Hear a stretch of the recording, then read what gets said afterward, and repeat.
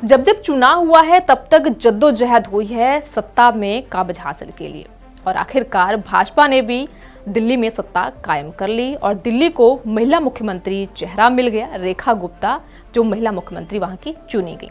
लेकिन महिला मुख्यमंत्री की नींव जो है वो कहां से शुरू हुई, किसने डाली, ये भी बड़ी दिलचस्प बात है और आपके लिए भी जानना जरूरी है। क्योंकि महिला मुख्यमंत्री की जब भी बात आती है तो आज जो बदलते युग में बात की जाती है कि अब महिला जो है वो किसी भी पुरुष से पीछे नहीं है, हटकर नहीं है, बल्कि पुरुषों के कंधे से कंधा मिलाकर चलने वाली महिलाएं हो गई हैं। तो सबसे इम्पॉर्टेंट जो आज बात होने वाली है कि आखिर महिला मुख्यमंत्रियों की नींव जो है वो किसने डाली है, इन महिला मुख्यमंत्रियों का सफर जो है कहां से, कैसे, किस तरह से शुरू हुआ है, आज इस पर नजर डालेंगे। लेकिन सबसे पहले मैं आपको बता दें कि आखिर जो नींव डालने वाली पहली महिला मुख्यमंत्री थी वो कौन थी। हालांकि जब वो पहली महिला मुख्यमंत्री बनी थी, यूपी का सीएम बनाया गया था और इनके सीएम बनने के पीछे भी राजनीतिक गुणागणित शामिल थी। तो चलते ही नजर डालते हैं महिला मुख्यमंत्रियों के सफर पर कि कब से, कहां से, किस तरीके से इनका सफर रहा है। देश की पहली महिला मुख्यमंत्री थी सुचेता कृपलानी, उनको यूपी का सीएम बनाया गया था। ये जो तस्वीर आप देख रहे हैं ये देश की पहली महिला मुख्यमंत्री थी सुचेता कृपलानी की ये तस्वीर है जिसके बारे में बात करें। जबकि इस प्रदेश से उनका कोई नाता नहीं था। पंजाब में जन्मी सुचेता कृपलानी बंगाली थी और दिल्ली में पढ़ाई की थी। फिर भी उत्तर प्रदेश के तत्कालीन मुख्यमंत्री को हटाकर उनको कुर्सी सौंपी गई। आजादी के बाद एक समय ऐसा आ गया कि जब पंडित जवाहरलाल नेहरू की सत्ता के पार्टी के लोग उनको ही चुनौती देने लगे थे और जिनमें से एक अहम नाम था यूपी के सीएम चंद्रभानु गुप्ता का। तो उनका डर इस कदर था कि लोग उनको हटाने के बारे में सोचने लग गए।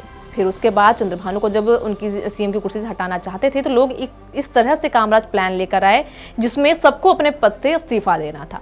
तो इसमें नाम चंद्रभानु गुप्ता का भी था, लेकिन चंद्रभानु गुप्ता जो थे वो इस्तीफा देना नहीं चाहते थे। और भी कई बड़े बड़े दावेदार भी थे जिन्हें मुख्यमंत्री का ओहदा दिया जा सकता था, पर चंद्रभानु गुप्ता ऐसा नहीं चाहते थे। जिनमें फिर एक नाम जो है वो पंडित जवाहरलाल नेहरू को सोचना पड़ा, तो वो थी सुचेता कृपलानी, जिन्हें महिला मुख्यमंत्री के लिए चुना गया। जब ये प्लान बनाया गया कि हर एक को अपने पद से इस्तीफा देना पड़ेगा तो कांग्रेस के सामने एक बड़ी समस्या भी खड़ी हो गई थी कि अगला सीएम बनाया किसे जाए। तब तक पार्टी में फूट भी पड़ चुकी थी। चौधरी चरण सिंह, कमलापति त्रिपाठी और हेमवंती नंदन बहुगुणा जैसे बड़े दावेदार थे और गुप्ता नहीं चाहते थे कि इन्हें सीएम बनाया जाए। तो ऐसे में कांग्रेस ने महिला को मुख्यमंत्री बनाने की ठानी और सुचेता कृपलानी को इसके लिए चुन लिया गया। तो ये थी सुचेता कृपलानी जिन्होंने महिला मुख्यमंत्री की नींव डाली थी। तो अगली महिला मुख्यमंत्री की बात करते हैं मायावती, जो 39 साल की उम्र में सीएम बनी थी राज्य की और उसके बाद 4 साल उन्होंने अपना पदभार संभाला था, जो हमेशा ही चर्चा में रहती हैं। बताते आपको कि बसपा प्रमुख साल 2001 में मायावती को उत्तराधिकारी घोषित किया गया था। साल 2002 में मायावती ने भाजपा से गठबंधन कर तीसरी बार यूपी में सरकार बनाई थी। तब मायावती ने भाजपा के वरिष्ठ नेता लालजी टंडन को राखी बांधी थी, जिसने खूब सुर्खियां बटोरी थी। हालांकि साल 2003 के अगस्त में भाजपा ने समर्थन वापस ले लिया तो मायावती के हाथ से सत्ता चली गई थी। माना यह भी जाने लगा कि बसपा के लिए सत्ता में लौटना मुश्किल है, पर सबको चौंकाते हुए साल 2007 में बसपा ने पूर्ण बहुमत हासिल कर लिया और पूरे 5 साल मायावती सीएम बनी रही। तो अगली महिला मुख्यमंत्री की बात करते हैं जिनकी कहानी बड़ी ही दिलचस्प है, जो ना तो अभिनेता बनना चाहती थी और ना ही नेता। दिलचस्पी थी तो वकील बनने में, लेकिन किस्मत को कुछ और ही मंजूर था। कभी छापेमारी में जूते चप्पलों की संख्या को लेकर तमिलनाडु की कुर्सी हासिल की चर्चा में जयललिता, जो कभी अभिनेता नहीं बनना चाहती थी ना ही नेता, लेकिन किस्मत को कुछ और ही मंजूर था, बनना पड़ा उन्हें महिला मुख्यमंत्री, कुर्सी हासिल करनी पड़ी। बड़ी दिलचस्प कहानी है। तो यहाँ तक का भी इनका भी सफर कैसा रहा उस पर भी हम नजर डालते हैं। तो खास बात क्या थी जयललिता की। जयललिता एक ऐसी पर्सनैलिटी थी, बता दें आपको कि 2 साल की जब उनकी उम्र थी तो उनके पिता का निधन हो गया था और इस पर माँ ने उन्हें बेंगलुरु में दादा दादी के पास छोड़ दिया। वहीं से उन्होंने संध्या के नाम से तमिल फिल्मों में अभिनय करने लगी थी। तभी बता दें कि तमिल सुपरस्टार एमजी रामचंद्रन के साथ उनकी जोड़ी हिट हो गई थी। बाद में एमजी रामचंद्रन राजनीति में आए तो जयललिता को भी ले आए। एमजी रामचंद्रन ने ही AIADMK गठित की थी। तब जयललिता जो थी वो मुख्यमंत्री की उन्होंने शपथ ली। बता दें कि 1999 की बात है ये। 25 मार्च को तमिलनाडु विधानसभा में बजट पेश हो रहा था और इससे पहले के चुनाव में जयललिता की पार्टी ने विधानसभा चुनावों में 27 सीटें जीती थी और वह विपक्ष की महिला नेता बनी थी। इसी के साथ ही आपको ये भी जानकारी आपके लिए ये भी जरूरी है कि मुख्यमंत्री थे डीएमके के एम करुणानिधि। बजट भाषण शुरू होते ही जयललिता और उनकी पार्टी की विधानसभा में हंगामा शुरू हो गया था। तभी किसी ने करुणानिधि की तरफ फाइल फेंक दी, जिससे उनका चश्मा गिरा और टूट गया यह देश। जब जयललिता सदन से बाहर जाने लगी तब मंत्री दुरई मुरुगन सामने आ गए उनको रोकने के लिए, जिसके बाद जयललिता ने कहा कि मुख्यमंत्री बनकर ही विधानसभा सदन में लौटेंगी। और साल 1991 में राजीव गांधी की हत्या के बाद हुए चुनाव में जयललिता ने कांग्रेस के साथ समझौता कर लिया और राज्य की 234 में से 225 सीटों पर जीत हासिल कर ली और वह तमिलनाडु की मुख्यमंत्री बन गई।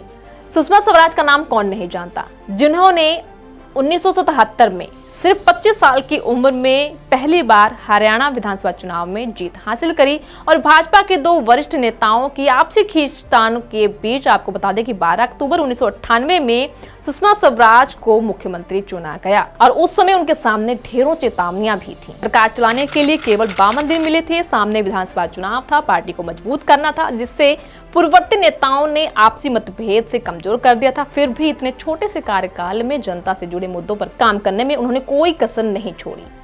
तो यहाँ पर आप सबको बताते हैं कि देश की सभी महिला मुख्यमंत्रियों के नाम और उनके कार्यकाल और कैसे बनी। तो सबसे पहले आपको बता दें कि सुचेता कृपलानी ने यूपी ही नहीं देश की पहली महिला मुख्यमंत्री बनी और 3 साल 162 दिनों तक पद पर रही।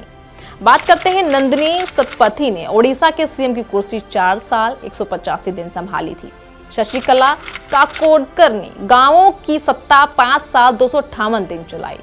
बात करते हैं चौथी महिला मुख्यमंत्री की अनवरा तैमूर ने असम सीएम की कुर्सी 206 दिनों तक संभाली। 5 महिला मुख्यमंत्री की बात करते हैं वीएन जानकी तमिलनाडु की सीएम बनी पर 23 दिनों तक ही कुर्सी पर रह पाई।